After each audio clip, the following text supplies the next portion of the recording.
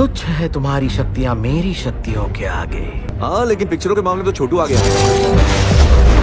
दोस्तों, इस दुनिया में कुछ भी परफेक्ट नहीं है। हर किसी की कोई ना कोई कमजोरी होती है और अगर किसी को एक बेहतर इंसान बनना है तो जरूरी है कि अपनी कमजोरियों को पहचाना जाए और उन पर काम किया जाए। पर ये कहना जितना आसान है, क्या उतना ही आसान इस बात को प्रैक्टिकली खुद पर अप्लाई करना है? शायद नहीं। और इसी कारण बहुत सी अच्छाइयों के बाद भी कई बार इंसान की कमजोरियां उसकी पर्सनालिटी पर भारी पड़ती है। ये बात हर इंसान पर लागू होती है, फिर चाहे वो हमारे सुपर हीरोज ही क्यों ना हो। हम हमेशा उनको एक परफेक्ट रोल मॉडल समझते हैं, पर ये बात पूरी तरह से सही नहीं होती और वो भी अपनी इन कमजोरियों के चलते इस बात को प्रूव कर ही देते हैं कि आखिर में वो भी एक इंसान ही है। तो चलिए हमारी इस बात को प्रूव करने के लिए आज के हमारे इस वीडियो में हम जानते हैं मार्वल सिनेमैटिक यूनिवर्स के बेहद इंटेलिजेंट और outspoken super hero Tony Stark यानी आयरन मैन की 10 ऐसी कमजोरियों के बारे में जिन्हें आप अब तक देखकर भी अनदेखा करते आए हैं। सबसे पहले बात करते हैं अल्कोहलिज्म। मदिरा, हाला, मधु, सुरा या शुद्ध भाषा में शराब हमारे आयरन मैन की एक बड़ी कमजोरी रही है। अपनी पर्सनल लाइफ की प्रॉब्लम से एक हीरो की तरह मुकाबला करने की बजाय वो अल्कोहल का सहारा लेकर उन प्रॉब्लम से छुपते नजर आते हैं। उनकी शराब पीने की इस आदत को कॉमिक डीमन इन अ बॉटल में बहुत क्लियरली दिखाया गया है। शराब पीने के बाद वो सेल्फ डिस्ट्रक्टिव मोड में चले जाते हैं और जाहिर सी बात है, नशे में अपने आयरन मैन के सूट में उड़ता टोनी स्टार्क खुद के लिए ही नहीं बल्कि पूरी दुनिया के लिए खतरा बन जाता है। नहीं कहता कि दुनिया वालों ने मेरी वजह से इतने अरसे तक अमन और शांति की जिंदगी बसर की। दूसरी कमजोरी है उनका ईगो। इंसान की सबसे बड़ी कमजोरी उसका अहंकार होता है। अपने अहंकार के कारण ही दुनिया के कई बड़े बड़े लोगों ने अपने विनाश की कहानी खुद अपने हाथों से लिखी है और कुछ ऐसा ही होता है टोनी के साथ। ये सच है कि टोनी एक सेल्फ मेड कैरेक्टर है, पर साथ ही साथ ये भी सच है कि उसका ईगो बहुत बड़ा है। जब टोनी ने अपने आयरन मैन सूट का फर्स्ट प्रोटोटाइप बनाया था, उस समय उसका एक डायलॉग था, आई एम आयरन मैन। मैं ही आयरन मैन। और ये जिस अंदाज में कहा गया था वो उनके ईगो को साफ साफ दिखाता है। साल 2008 में आई आयरन मैन से लेकर साल 2019 की एंड गेम तक टोनी स्टार्क एक एरोगेंट और ओवर कॉन्फिडेंट कैरेक्टर रहा है। यहाँ तक कि एवेंजर्स एंड गेम के एंड में भी इन्फिनिटी गॉन्गलेट को यूज करने से पहले टोनी ने ईगोइस्टिकली कहा था, आई एम आयरन मैन।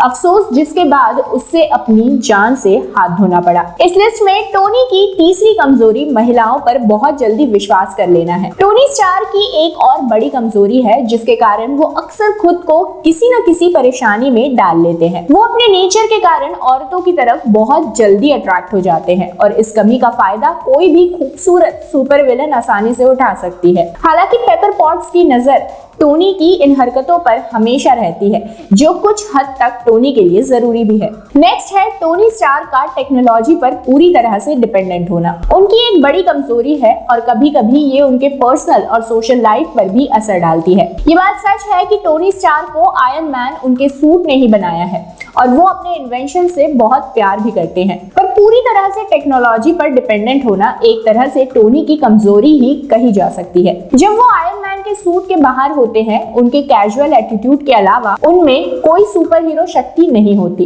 हालांकि विलन्स के लिए टोनी और उनके सूट को अलग करना एक मुश्किल काम है, पर यदि कोई ऐसा कर लेता है तो वो आसानी से उसे हरा सकता है। साथ ही उनका दिल, उनका सूट और लगभग वो सब कुछ जो उनके आसपास है, हाईली एडवांस टेक्नोलॉजी पर बेस्ड है, जिसके बिना उनका कोई वजूद नहीं। बढ़ते हैं आगे।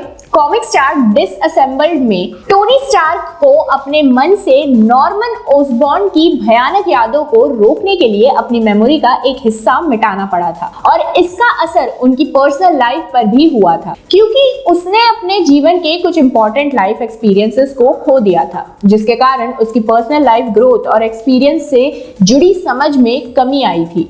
इस इंसिडेंट्स के कारण उसकी मेंटल हेल्थ पर भी असर पड़ा था। अब बात करते हैं टोनी स्टार्क के दिल की।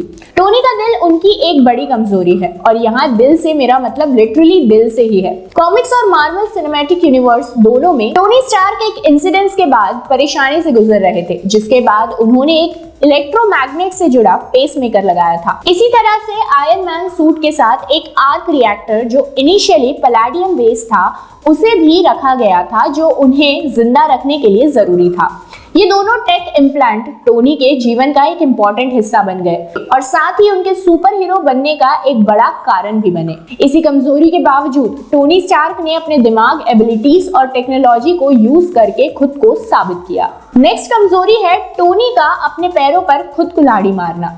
खुद के पैरों पर कुल्हाड़ी कैसे मारी जाती है ये टोनी स्टार्क को अच्छे से पता है।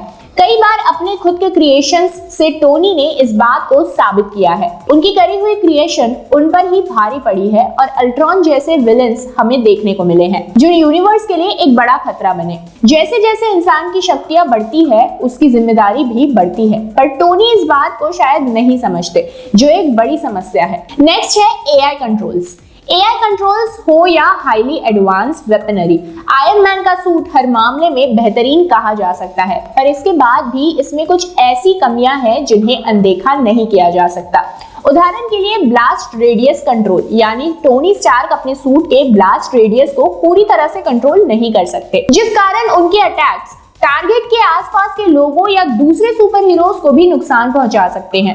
आपको याद होगा जब iron man Avengers infinity war में एबोनी मॉ की स्पेसशिप पर ब्लास्ट करता है तो उसमें स्पाइडरमैन और डॉक्टर स्ट्रेंज की जान जाते जाते बची थी। दोस्तों, जब हम किसी सुपर हीरो के बारे में बात करते हैं तो उसे अपने वर्कर्स के साथ गलत ट्रीटमेंट करते हुए इमेजिन नहीं कर सकते, पर टोनी के साथ ये बात लागू नहीं होती। टोनी स्टार्क के कुछ कॉमिक्स और मार्वल सिनेमैटिक यूनिवर्स एडॉप्शंस में दिखाया गया है कि वो कभी-कभी अपने वर्कर्स के साथ मिसट्रीट करते हैं और उनके साथ कुछ ज्यादा ही डिमांडिंग और हार्श हो जाते हैं। Spiderman far from home movie में हमने देखा कि विलन मिस्टीरियो और उसका साथ देने वाले लोग कभी टोनी के साथ ही काम करते थे, पर उन्हें लगता था कि उन्हें टोनी के साथ अपनी मेहनत का सही सम्मान नहीं मिला, जिससे कहीं ना कहीं वो सभी दुखी थे। और आखिर में बात करते हैं टोनी के सेल्फ कंट्रोल की।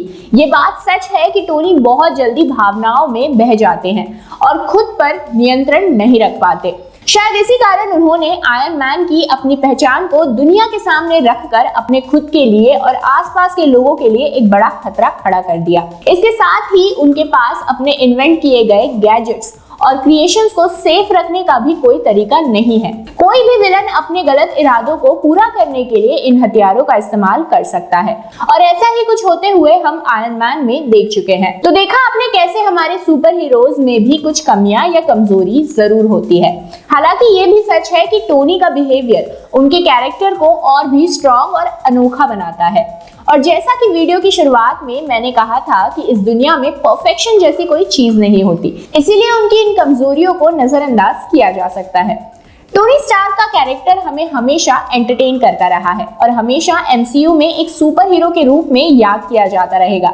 फिलहाल के लिए इतना ही। अगर आप भी अपने किसी सुपर हीरो के बारे में कुछ ऐसा ही जानना चाहते हैं तो हमें कमेंट बॉक्स में कमेंट करके जरूर बताइएगा।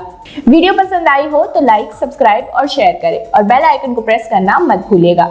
फिलहाल के लिए इतना ही। मैं आपसे मिलती हूँ हमारी ऐसी ही नेक्स्ट एंटरटेनिंग वीडियो में। तब तक के लिए खुश रहें, मस्त रहें और तंदुरुस्त रहें।